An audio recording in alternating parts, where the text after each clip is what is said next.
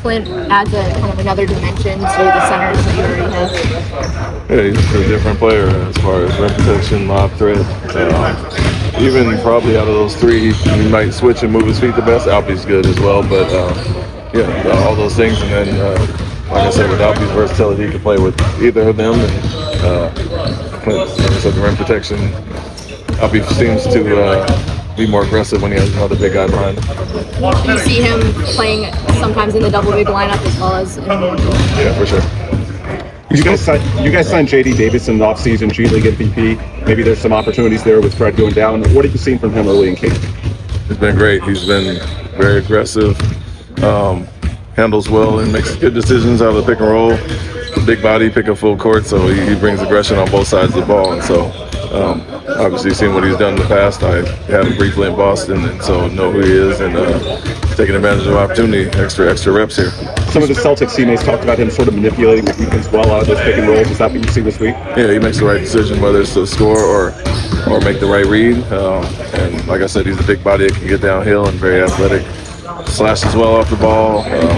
So yeah, he's been great. He doesn't just have to play on the ball either. He's picking up the guard twos, can play off the ball off these guys as well. So he's been really good so far. You spoke the other day about how you have four of the starters penciled in. Of course, Ime, KD, and Alpe. Who is the fourth starter? Jabari. Ari mentioned Media Day wanting a bigger role this season. What does he need to do to achieve a bigger role this year? I mean, health is a big thing. I mean, he's had some ups and downs as far as that. And then just seeing him with different lineups, different personnel out there. And so, he always has brought a spark off the bench. And we had really good defensive units coming in. He was a big part of that. So see how he matches up with the sub-starting units and bench units and see what kind of balances out there. I think overall understanding of everything on both sides. I think he's really instinctual defensively, but offensively to improve in that area. I think understanding plays, sets, where he can get his opportunities from, playing off different guys, and expanding his game as well. So the shooting is there. I mean, I think his numbers have always been solid. He slashes, plays a dunker, gets out in transition, but really in the half court and understanding what we're trying to achieve and different sets and different ways we can use it. You mentioned maybe getting a play or two at times drawn up for him with his offensive skill set. What kind of a play would you draw up for a guy like Ari?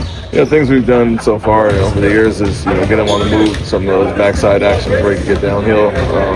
Has some isolations on the elbows, so he's really good in that little mid-range area. And so a little bit about those things. I think a big part is he has to figure out where to impact the game offensively when he's not getting the play call. And you saw Dylan did that really well, Jabari at times. And just because the play is called for you or not called doesn't mean the shot's for you, or you can't still impact the game. And I think recognizing where he can find his spots when he doesn't have a play call is going to be big for him. Have you decided who's going to play Monday and who's going to sit? Not yet.